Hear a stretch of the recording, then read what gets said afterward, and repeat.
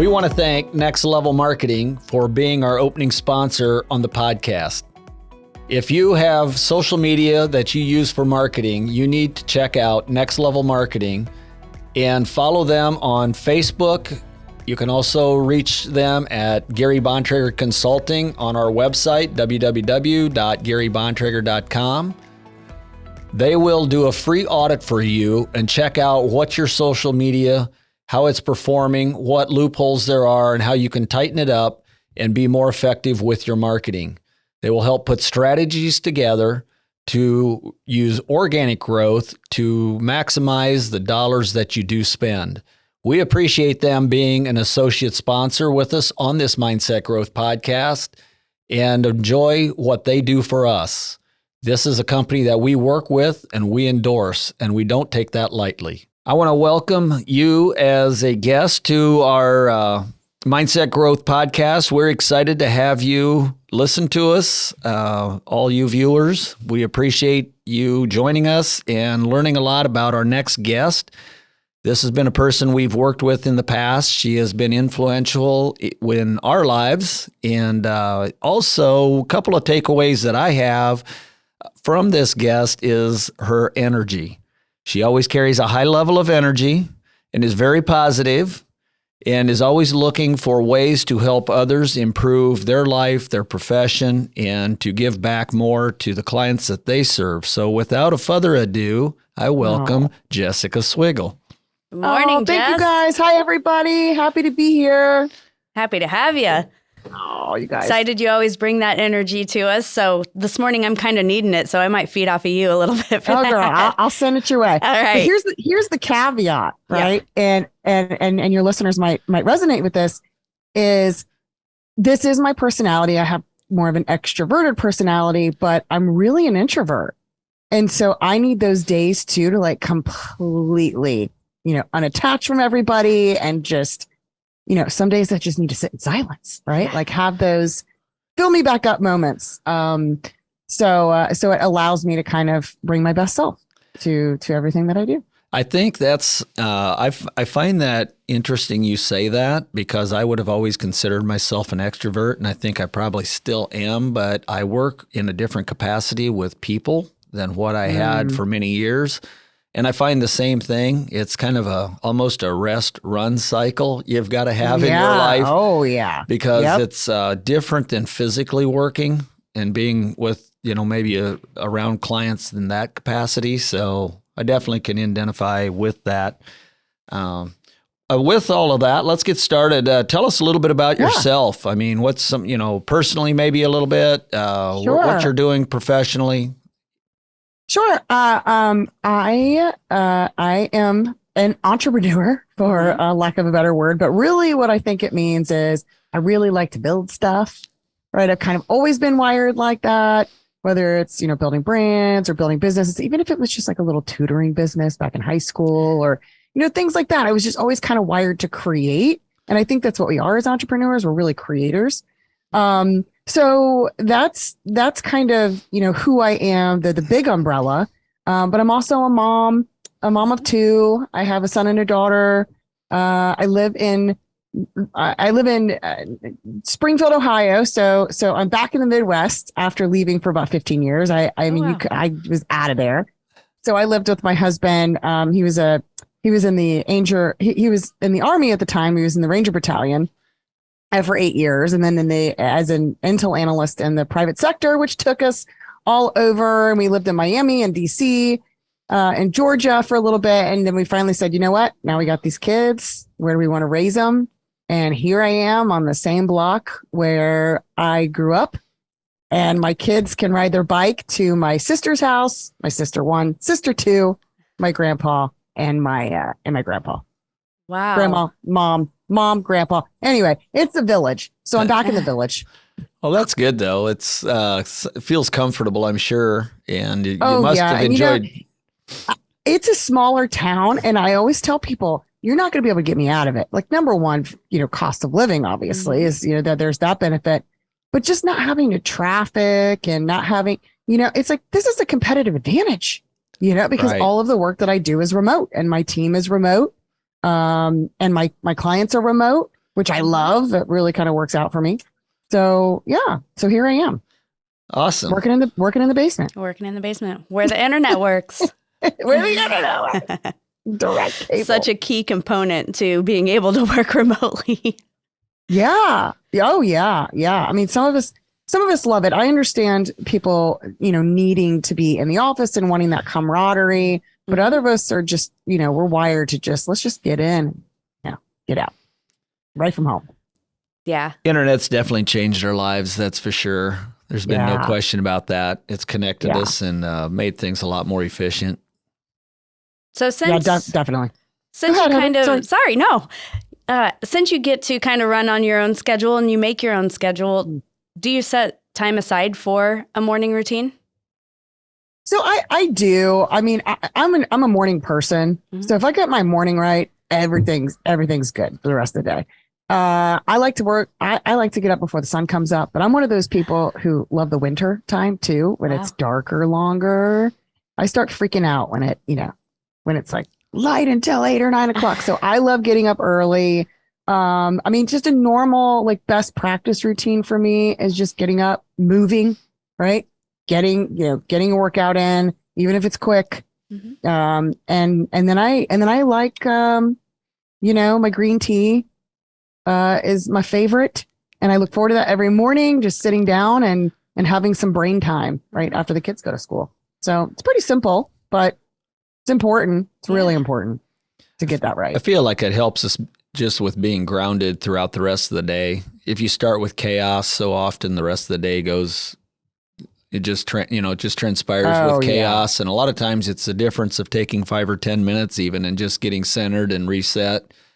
And otherwise we're always in that. It's really more a shift, I think, of the way we vision our day and our mindset, but certainly important. Mm-hmm. We're going to ask you a couple of rapid fire questions to get you fired up. Not that you need any firing up, but you don't know what these questions are. So okay, no, I don't. No. We're going to see it. Just let you respond real quickly and see what comes of these. What's your favorite hobby? Reading. Yeah. So you read a lot? I read. I'm an avid reader. Okay. I get really discontent when I don't have time to read because it calms me down. Right. Do you like to have the physical book in your hand, or do you do the? Yes. Yeah, absolutely. Yes. And I usually have a pen and highlighter. Yes. Like I don't know why. I've just always been like, my books are my thing, like physical books. Yeah. So I've got them stacked everywhere around the house. Reading. You had an amazing bookshelf out there in that she shed. Yeah. And people say, "Oh, have you read them?" Yes, I know them. They're like friends. I read a lot of autobiographies and I'm nonfiction. I'm a nonfiction kind of girl. Yeah. But I tell my kids, like, there's whole worlds in these books. You guys just get excited about it. So let me ask you a question. You say you read a lot of nonfiction. And I do the same, but why do you do that? I think, I love to learn. Right. First of all. But then I also think that sometimes reality is stranger than fiction. Yeah. And I'm reading this book right now called My First 30 Years. You'll have to look it up. Super interesting. It's about this woman who grew up in South Texas at the turn of the century. Anyways. So I'm just fascinated, like, by people's lives kind of in the biography space, but then also just by history and science and mental models and frameworks and like how all of those things connect. Because I would definitely consider myself an integrator, which we might get to at some point. If anybody's read Rocket Fuel, you're kind of a visionary or integrator. I like seeing all the dots connect, right? And I think that when you learn different disciplines or you dive into, I used to just go to the business section, right? In my 20s, I'm like, I'm going to be, getting in business. But now I rarely go there. A, because I've read most of them. B, because I like, I know the point of most of them. But then you just realize there's a whole nother world out there in, social sciences and science and, but technology, but it allows you to connect the dots and bring it, be a better business person actually in the end. Right. I just always enjoy reading that stuff because, one, I struggle finding it worth my time to read fiction because I don't feel like the value's there. And I'm not knocking anybody who does. I know people love to read all the mysteries and everything else, but to me, it's and I believe there's also so much to learn from people that have gone through things different than what we have. Yeah. So there's so much to learn from that piece of it. So that's why I like to read the type of books that you do. I agree. So tell us something that's on your bucket list. Do you have one? Alaska. Yeah, I want to get to Alaska. What are you going to do up there? I don't know. I'm just going to go. You know, I'm just going to hang out, look at the mountains and just kind of be like, I love that. Like I said, I love winter. I love like the crispness of, the crispness of the air, nature, kind of like being outside. So I've been to Canada. I will say that was close though, out in Banff, in West Canada. But yeah, Alaska, Norway-ish, those kinds of places. Cool. Yeah, that sounds like a fun trip. So stay in a remote area? Yeah, like cabin, fire, sure. The whole thing. Christmas. Yeah. So would you rather travel to the past or the future? Future. All the way. Oh, yeah. All the way. No hesitation there. No hesitation. I mean, no regrets, but I've been there, done that. Right. So let's move forward. I got you. She's read about it. She's learned about the past. I got pictures. Okay. I got the pictures. I got the t-shirt. I've got the books. I've read them. People told me about the past. There's been no hesitation on any of her answers. She knows who she is. Okay. I wouldn't expect her to have any hesitation. I know. She's thought about She's always ready to go. All right. Okay. Maybe we'll get you with this one. Ooh, Last one. If you could kill any fashion trend, what would it be? Crocs. Come on. There's got to be a little love for them. No. Do your kids wear them? My daughter wants some. She's asking for what? I'm like, you do not need any Crocs. Just send me her address and let me know what size she needs. My son is living in his right now. And I'm like, honey, you've got so many other shoes, so many. And, it's cold, it's funny, weird. I do love fashion. I love how like fashion is an expression, and I love an expression of yourself and like your personal brand and all of that kind of stuff. It really truly is. But I'm pretty casual. Yeah, my personal. I mean, I'm an athleisure wear. I'm in hoodies a lot, and that's just kind of how I'm comfortable. Like, I'll fancy it up every now and then when I need to. When I need to go to a conference and speak at a conference. But other than that, I'm pretty relaxed. All right, we'll get prepared for next year then. Right. Yeah, right. Hey, this next one is going to be about probably 3 questions in one.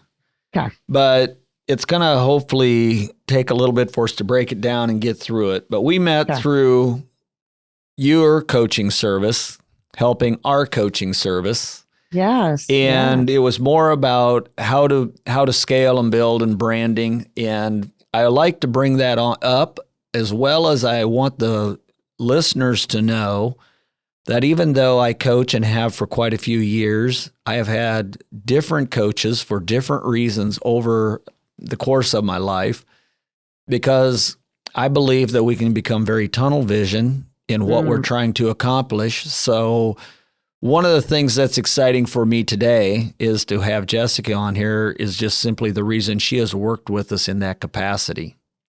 And it's developed a business relationship that now carries forward, probably even more so to be defined. But it's just interesting. I want folks to understand that we do practice what we preach. We do absolutely reach out to other people to get advice and have people work with us. So that's really how our connection started, Jessica, was through that. And so there's a couple questions in that. I think that's interesting. Maybe you want to address that. But I also like to maybe to start with just ask you, what got you into coaching to start with? Yeah, that's a great question. So I call it, or I don't call it, Ray Dalio calls it triangulating the truth, right? It's like you want to get, like, I'm not the only source of experience and expertise out there. Neither are you guys. Like we're all learning from each other, and we all have different superpowers and strength zones, whether it's the business brand or our personal brands. So I am a big believer in that too, is reaching out to other mentors, other people who've walked a different walk from you and learning from them. Right. And we can't always see outside of ourselves. So that's why I'm a big believer in coaching. But when it comes to how did I get into coaching, I was thinking about that, and I think it just kind of happened naturally. When I look back, I think I've always been like a leader, right? Like even in school. And I think that creates some kind of form of coaching, helping other people, leading other people, educating other people, whether it was as a tutor or a choreographer. I was just kind of like always in that role in some capacity. And then when I got into real estate, it really started because I found, the formal coaching started when people started asking me questions, and they started kind of like coming to me for things and, around kind of marketing and branding and that sort of thing. And then it really grew from there. But I would say my path to become a coach, it's not everybody's path, but mine happened really organically. And then I kind of landed in that spot and I started helping people. And then I thought, wow, like this is really cool. Like this is really rewarding. At first I was shocked. Like I don't have anything to share that you don't know. But, as you find out, like we all have different perspectives, expertise, experience. And so that's kind of how it started, just very, very organically. I ended up taking a break. I did that for a couple years when I was in the real estate world. And then I really took a break from coaching because I was building Grid, which is a real estate investor network. And I kind of got, and it was just like, no, like this is the only thing that I can do. I just need to build the company. And then after I was in that for 3 or 4 years, there was something in me that like really missed it, like missed that one-on-one interaction, missed, just having like, when you build a company, you build with other people, which is wonderful. And that's one kind of experience of being an entrepreneur. But then I felt that, I just wanted to start working with people one-on-one again a little bit. And so I eased into it. Right. I mean, I wouldn't say that I coach full time. I coach, train, I'm creating a course right now on branding, but then I'm also the chief integrator, still building Grid. So it just gives me a space to bring my experience and I guess my expertise to help people through coaching. So that makes sense. Just tell our listeners a little bit about what Grid is. Yeah. So Grid's a real estate investor network. We are in, we have 30 different chapters. We call them communities, but they're kind of like chapters. If your listeners are familiar with like a BNI or even just think of like a CrossFit model, right? Our Grid leadership, the people who run the local hyperlocal communities, they are agents, real estate agents, and they're also investors. So we call them agent investors. So I've really been my partner, Rob. I have 2 partners in that business, and Rob Chavez is a visionary, right? It's like, again, back to Rocket Fuel. He's very much a visionary, but he's not an executor, right? So he needed somebody to come in and organize those ideas, execute, build the thing, run the teams, scale, create the systems, kind of like run the company, build the company. And so that's where I came in, build the brand. That's kind of where I came in to the partnership. And again, we were just playing on each other's strengths. And so it's been a phenomenal, as an entrepreneur, it's been a phenomenal experience learning how to build something, bigger than yourself with other people, as partners versus, like my coaching world, it's just me. If I could interject just for listeners real quick, that's really where you came in for us as well, because I was a visionary. I had this business that organically just took off, and we were adding clients, coaches, a lot of different pieces, and you were able to come in and just help us with a lot of the organization on that side of it. And so I challenge listeners even to think about that. Sometimes you hear people say you're only as good as your greatest weakness. But I like to challenge people to focus on their strengths, because if you work on your weakness, you can become average. If you work really hard, work on your strengths, you can become excellent. So it's just something I want to challenge people that are listening to this with that, because it's just such a valid point of you need people who are going to support you in the right way. And that's really the piece you brought to us. Oh, well, thank you. And you know what? It's interesting because that I think Reggie originally talked to Adam Roach, and he's like, hey, I'm looking for somebody who can help me on as an integrator. Adam said, well, I don't think that I'm the type of support that you need, right? Because Adam's more of the visionary type. And he's like, but who comes to mind is Jessica. And that's when Reggie and I got on the phone together. And then, obviously we ended up working together, but that's a perfect example of Adam knowing his superpower and recognizing when someone came to him for help that he wouldn't be the best person to fulfill it. And he had his Rolodex ready. And he was able to pass that on. So, that's definitely where my strengths lie, I guess. The master delegator. We want to thank Gary Bontrager Consulting for being a sponsor on the Mindset Growth Podcast. There's a variety of services they offer. They have human resources for one. They have a sales program.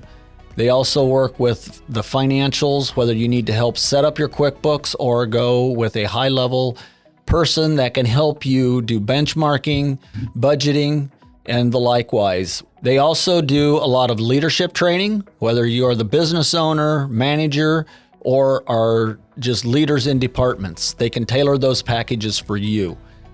Reach out to them for a free consult, and they will see what your needs are and offer different opportunities for you to put in motion to take your business to the next level. They have been successful over the past few years in helping organizations not only grow, but grow as much as 200%, 300%, and 400% in a 12-month period.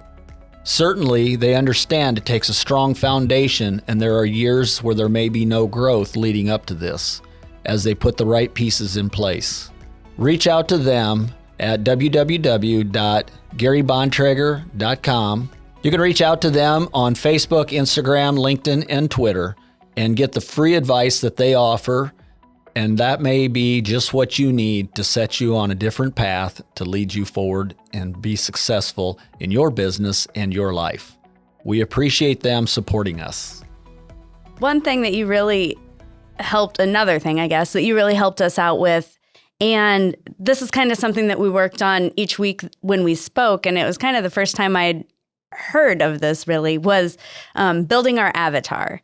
And who is the GBC avatar? So can you describe your avatar to us, to our listeners? Maybe even break down just the definition of avatar so everybody has a clear picture of what you're going to be talking about. Sure. Oh, you want me to? Okay, yeah. Okay, got it. So your avatar really is the person that your brand, your company is designed to serve, right? Whose problems are you solving? Are you, let's say real estate, for example, because people kind of understand that. Are you serving luxury home buyers and sellers, or are you serving investors, right? It's like who, and a lot of times I find is, people just don't know, right? Like they don't know. And what I tell them is,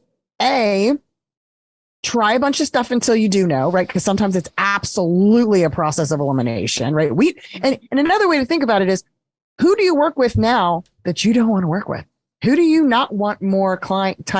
And sometimes it's not because they're a bad client. They're just not right for you or for your brand or what you're offering, right? So avatar, is really that. It's who's that person in mind when you're designing your offers and designing your brand and designing your messaging. Like you want to talk to one type of person. Now, I just said one type of person, but I actually think most businesses, mine included, have 2 or 3 customer segments, let's call them, right? 2 or 3 customer segments. So it's not always just one person, one type of avatar. it's variations of that avatar. However, you know, it for me, it all comes down to, you know, what sandbox are you playing in, and what kind of solutions are you, what type of people are you designing solutions for? My partner says it kind of in a different way. He says, who do you want to be the superhero to? Yeah. Right? Like who do you really want to go out there and help? And what I love about personal branding and business branding is really that discovery process, right? Like figuring out who that is. And a lot of times people just aren't intentional about it. So they'll try to be everything to everyone.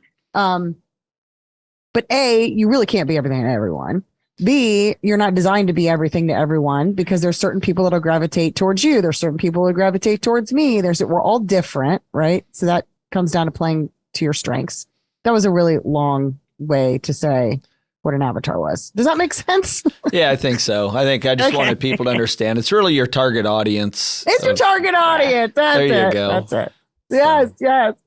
So for Grid, we obviously work with agent investors, and that has been an evolution. I love an evolution, an evolutionary process. We originally were kind of just catering to investors, but we found that the agent investors was who we really knew a lot about, and who we were as people, and who we wanted to design things for, right? And what it did is it kind of, you know, now we're in a niche that we wouldn't otherwise be in, and we're playing to that strength. But it was a process. I mean, it was a multi-year process to kind of figure out which way we wanted to go, and who we wanted to be, you know, superheroes to. So it takes time. If your listeners are in the middle of that, I would just say, you know, keep digging, like keep experimenting, keep trying different things, you know, try on this coat and that coat, you know, try on different things and see how those experiences go for you. And I think that you'll find your way by trying different things. So one of the things, I guess, for the audience, I would like for you to talk a little bit about how important it is to have a brand, or to have your avatar or your target audience. Can you talk about that a little bit? Because I think a lot of times we see sometimes I've pulled up to a business already, and it's just kind of confusing to even know. It's like there's a lot going on here, and I'm not sure what.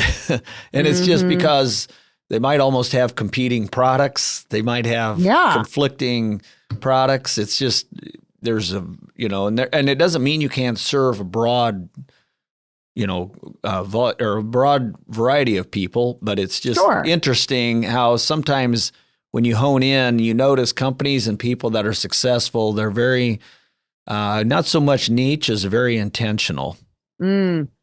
Yeah. You know, it's interesting. I used to think that brand was kind of like a fluff word, right? So and my partner would tell me years ago, he's like, Jess, you're really good at this branding thing. I'm like, yeah, but like nobody cares, you know?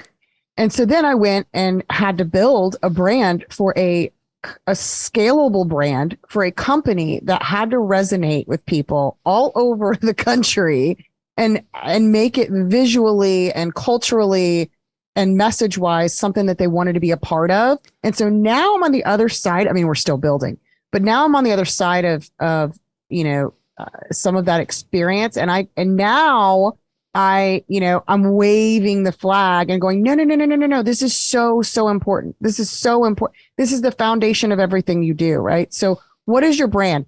Your brand is not your logo, right? Your brand. I used to say that your brand is a promise. Your brand is your North Star. I used to kind of categorize it in a few different ways. And I still believe those. I still believe the essence of those things. However, I did hear on a podcast about a couple months ago, some brand strategist, some entrepreneur, and he said, no. He said, your brand is one thing. It's just one thing. Your brand is your reputation. And stop. And it's just the fog, even for me, just kind of cleared, right? It's like, whether it's your personal brand or your business brand, what's your reputation? Yeah. Right. And so, yeah, go ahead. No, I just was agreeing with you. I mean, I love that. One thing that kept coming to mind when you were talking about it, for me, was kind of a mission statement and following that. Yeah, that's part of it, right? Mm-hmm. That's definitely like a brand element, Mm-hmm. right? It's like a piece of the pie. So, and I can share, I have a brand checklist I can share with you guys. You can have your listeners take a look at that. But oh yeah, there's like a whole, there's a whole checklist when it comes to all the different pieces. But overarchingly, your brand is your reputation, and the process of brand building is trying to align what you want people to think about you or your company with what they actually think about you or your company. Mm-hmm. Right? Like that's all it is, like boiled down. And then we add all this stuff to it, like what's your font? What's your logo look like? We put in design, we put in, what's your avatar? What's your offer? I've kind of created a 10-step framework for that. How do you design the experience, right? When somebody does come on board as a client or a customer for you, what happens next, right? They give you money. Now what? Are they taken care of? Are they supported? That's the user experience is part of your brand. So yeah, brand kind of is I like to think of it as the thread. It's it's the thread that is kind of interwoven into every single part of your business, right? Yeah. But people don't always think of it like that. So I am going to beat the drum this year, you guys, and tell people, look, it's not just a logo. It's like and here's the other thing that I'm really passionate about, and I learned this the hard way. I've done some done for you projects, helping some clients who needed it, building websites, and me and my team helped with the done for you piece of brand building. And I found, oh man, that's a hard project if they don't have an established brand identity. Because now you're their brand strategist. Imagine building a website and you go, okay, great, we'll build it. Me and my team will build it. Well, what do you offer? What are your services and products? Well, I was thinking about doing this. I was thinking about doing that. And they don't have a clear idea of what they even offer or what their pricing is. And it makes it really, really hard for the web designer to do their job because they don't want to be a brand strategist. They just want to design the website. Same thing with videographers. Same thing with, other types of marketers. So this year I'm really collaborating with other marketers saying, look, the brand development piece really comes first. And then once you have that one piece of paper that says what your company or your personal brand's all about, you can hand it to somebody to run Facebook ads. You can hand it to somebody to redo your website because you'll have a clear understanding of who you are and what you want your message to be to the world. Interesting. That makes sense. Yeah. So branding is really the first step. Brand falls under marketing, right? But to me, it makes having a clear, reaching what I call brand bliss, right?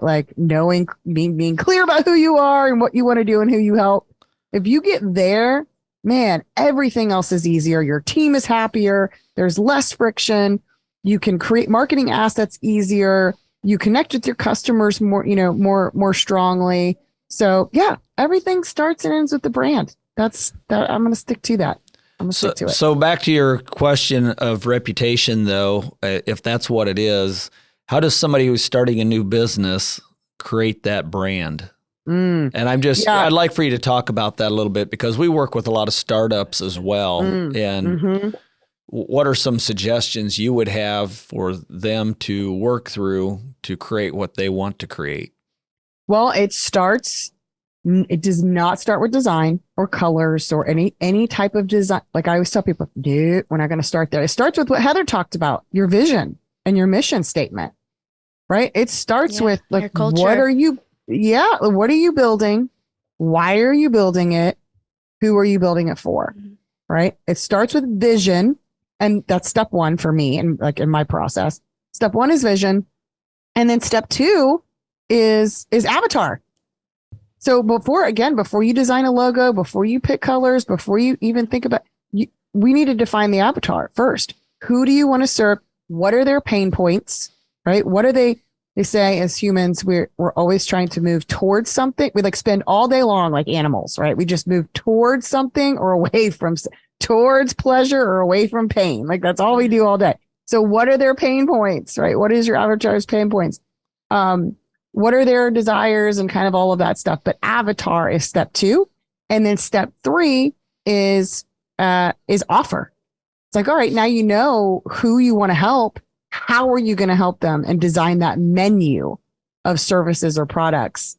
And we kind of went through that too, right? With GBC is like, how do we create and design solutions to their problems? Right. And then only then after that, then we get into, okay, what's your brand vibe, right? What's your personality? Are you fun? Are you more modern? Are you more professional? I just posted in my stories yesterday. I went to, Heather will know what this is, I think. Ulta, like Sephora, right? The beauty store. Okay. Yeah. So the beauty store and the bookstore are both amazing places to go to just browse and see what the different brands in the store look like and see what you gravitate towards. Mm-hmm. Right. So even something as simple, I mean, these are well-developed brands. They've got millions of dollars behind them. Are you fun and, funky, or are you super muted tones and cleaner? Like all of those products have a really well defined brand. So that would be the next step. Is then you get into like what is, more of the fun stuff, I would say, right? Like, what do you look like? What are your colors? But it doesn't start there. My point is, it doesn't start there. So don't jump to that until you figured out the other things. That's interesting. That's what I would tell a startup. That's interesting you say all that, because we run into people that sometimes hesitate to make decisions or to get started. So I just recently had somebody talk about that they will have their logo soon, and they're going to have this, lettering and all this and this. So they'll be ready to start, which at that point I was already, saying, don't wait on it. Just, you need to start doing. But so how does that, I find that piece interesting when you talk about that, because anybody listening to this, if you're going to start something, priority number 1 really is the things that you're talking about is what type of service do you want to offer? What do you maybe even want to be remembered or known for? And how does that look? And what do you, somewhat it's what we enjoy to be serviced as well. Like, what are the things we enjoy? If somebody needs a clear picture of how to start, sometimes think about what it is that, right, what you said, you walk into a store, we enjoy a certain experience. Mm-hmm. Yeah. So we want to understand. So just for those folks starting a business, just getting started, waiting for all the perfect letterheads and all of those things will never help you a whole lot getting anything started. It's maybe going to sustain you with larger clients down the road, but it's not a starting point. Right. You don't have to figure it out. And I would say almost it goes back to that word for me, evolution. Like, I look at things that I've designed and what we put out there 2-3 years ago, even a year ago, and I go, oh my God, I can't believe we put that out there. Like, you're always evolving and making it better anyway. And any brand decision, I tell people, is reversible. It's reversible. Just ship something, get it right enough to ship something, and then test it. You might hate it, and that's fine. Your people might not respond to it, and that's fine. But that's the evolution. That's the learning process that I think you have to go through as a personal brand or a coach or creator or a business, a scalable, even industrial business, to figure out, what are we doing here? Like, and why are we doing it? Who are we doing it for? We certainly have done that with GBC. I mean, just in the last year, we've totally changed our product offerings and how we approach onboarding and all of that. So I just want to discuss some of that a little bit for listeners, because it is so important. I think so often they feel like, but we've started down this road and we have to see it through. And if it's not working, make adjustments. Right. Oh yeah. Adapt. And I would say that's the big, sorry, Heather, go ahead. I was just going to say, rebranding isn't just the look of your logo. Rebranding can speak to so many different levels. Oh yeah. What you're offering. And that's right. That's the way that I see, like, your logo is graphic design. Right. Right. but brand strategy is way bigger than graphic design. Right. So, yeah. And I think in the marketing space too, in defense of all of us, it's overwhelming. Yeah. There's so many things. You open your phone, there's so many things coming at you, content coming at you, different brands coming at you. And it's really easy. Oh, trust me. It's really easy to look at it and just go, forget it. I'll never look like that. I just forget it. Like it makes you want to retreat.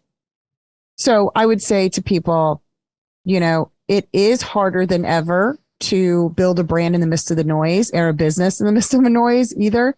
However, there's never been a better time to like experiment with different things. I mean, I put things on my stories. I mean, you just test different things, but you have to be, I would say, to your point, Gary, like you have to be willing to put yourself out there. And we know, being an entrepreneur is a very vulnerable, thing. It's like you're putting your ideas, your thoughts, the products that you create, the services that you create out into the world. Sometimes you get it right, sometimes you don't. But I always tell people, there's good news and there's bad news. The good news is, well, let's do the bad news. The bad news is nobody's thinking about you. Yeah. Right. So then you got to, you want brand awareness. But the good news is nobody's thinking about you. People are really consumed with their own lives. They're not sitting around thinking about how crappy your logo is or whatever. Like they're just not. And so it gives you, when I think about that, it gives me freedom to just create and just try different things because, it's people are busy. So just do it, just try. No, don't be afraid. Don't be afraid.